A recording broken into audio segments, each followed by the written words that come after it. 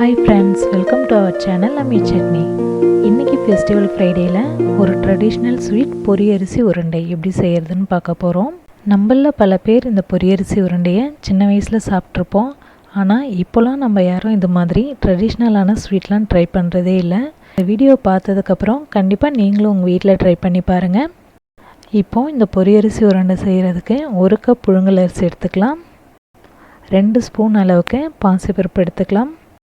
1 cup புழுங்கல் அரிசியை 2 தடவையாக வானல்ல சேர்த்து ட்ரை ரோஸ்ட் பண்ணி எடுத்துக்கலாம். ரெகுலராக நீங்கள் சாப்பிட்றதுக்கு எந்த அரிசி யூஸ் பண்ணுறீங்களோ அதையே இதுக்கும் எடுத்துக்கலாம். அரிசி நல்லா பொரிஞ்சு கலர் சேஞ்ச் ஆகும்போது அதுலேருந்து ஒரு வாசம் வரும். அந்த டைமில் ஸ்டவ்வை ஆஃப் பண்ணிவிட்டு பிளேட்டில் மாற்றிக்கலாம். அரிசியை கொஞ்சம் கொஞ்சமாக ட்ரை ரோஸ்ட் பண்ணால் தான் இது மாதிரி நல்லா பொரிஞ்சு வரும். இப்போது மீதி இருக்கிற அரிசியும் ட்ரை ரோஸ்ட் பண்ணி சேர்த்துக்கலாம். இப்போது இதே வானல்லையே பாசிப்பருப்பையும் சேர்த்து ட்ரை ரோஸ்ட் பண்ணிக்கலாம். பாசிப்பருப்பு கலர் சேஞ்ச் ஆகி அதுலேருந்து நல்ல ஒரு வாசம் வர வரைக்கும் ட்ரை ரோஸ்ட் பண்ணிக்கலாம். இப்போது இதையும் பிளேட்டில் சேர்த்துக்கலாம். அரிசியும் பாசிப்பருப்பும் ஆறுனதுக்கப்புறமா மிக்ஸி ஜாரில் சேர்த்து கிரைண்ட் பண்ணி எடுத்துக்கலாம். அரிசி அரைக்கும் போது வாசனைக்காக 2 ஏலக்காயும் அதில் சேர்த்து அரைச்சிக்கலாம்.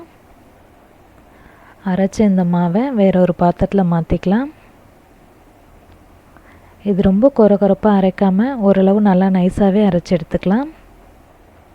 இப்போது இதில் 1 கப் அளவுக்கு துருவின தேங்காவை சேர்த்து மிக்ஸ் பண்ணிக்கலாம். தேங்காய் நிறையா சேர்த்தா டேஸ்ட்டாக நல்லா தான் இருக்கும். அதனால் 1லேருந்து 1.5 கப் வரைக்கும் கூட தேங்காய் சேர்த்துக்கலாம். இப்போது இதில் டேஸ்ட்டை எடுத்து கொடுக்கறதுக்காக கொஞ்சமாக உப்பு சேர்த்து கலந்து விட்டுக்கலாம்.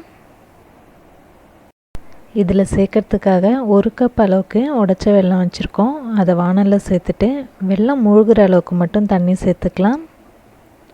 வெல்லத்தை டைரெக்டாகவே மாவில் சேர்த்துக்கலாம். ஆனால் இதில் ஏதாவது தூசி இருக்குன்றதுனால தான் இதை நம்ம கரைச்சி ஃபில்ட்ரு பண்ணி சேர்த்துக்க போகிறோம்.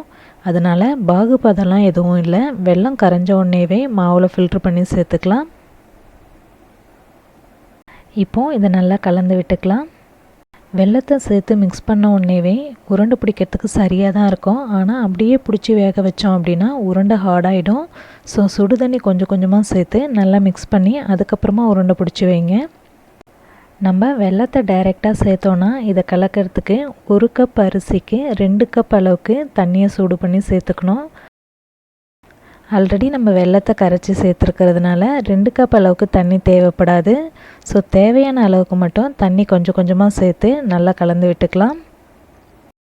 இதில் கொஞ்சம் கொஞ்சமாக 1 கப் அளவுக்கு சுடு தண்ணி சேர்த்து கலந்துட்டோம். இந்த அளவுக்கு சுடு தண்ணி சேர்த்தோம் அப்படின்னா தான் உருண்டை நமக்கு சாஃப்டாக கிடைக்கும். இப்போது இது எல்லாத்தையும் ஈவன் சைஸில் உருண்டையாக பிடிச்சி எடுத்துக்கலாம். உருண்டையை இட்லி தட்டில் வச்சுட்டு தண்ணி கொதி வந்ததுக்கப்புறமா பிளேட்டை உள்ளார வச்சிடலாம். நம்ம 1 கப் அளவுக்கு அரிசி எடுத்துருந்தோம். அதுக்கு 11 உருண்டை வந்திருக்கு. இப்போது இதை மூடி வச்சு 15 நிமிஷம் வரைக்கும் வேக வச்சிடலாம்.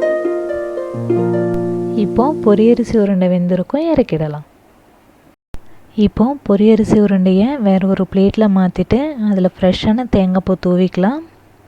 தேங்காய் பூ உருண்டையில் படுற மாதிரி நல்லா உருட்டிக்கலாம். இப்படி சர்வ் பண்ணும்போது பார்க்குறதுக்கும் அழகாக இருக்கும், சாப்பிட்றதுக்கும் தேங்காய் பூ வாசத்தோடு நல்லாயிருக்கும். இப்போ நமக்கு சுவையான பொரியரிசி உருண்டை ரெடி ஆகிடுச்சு. இன்றைக்கி ஃபெஸ்டிவல் ஃப்ரைடேயில் நம்ம பார்த்த இந்த ட்ரெடிஷ்னலான பொரியரிசி உருண்டையை நீங்களும் உங்கள் வீட்டில் ட்ரை பண்ணி பார்த்துட்டு எப்படி இருந்ததுன்னு சொல்லி உங்களோட கமெண்ட்ஸ் எங்களுக்கு அனுப்புங்க. இந்த வீடியோவை உங்கள் ஃப்ரெண்ட்ஸ்க்கெலாம் ஷேர் பண்ணுங்கள். தேங்க்யூ.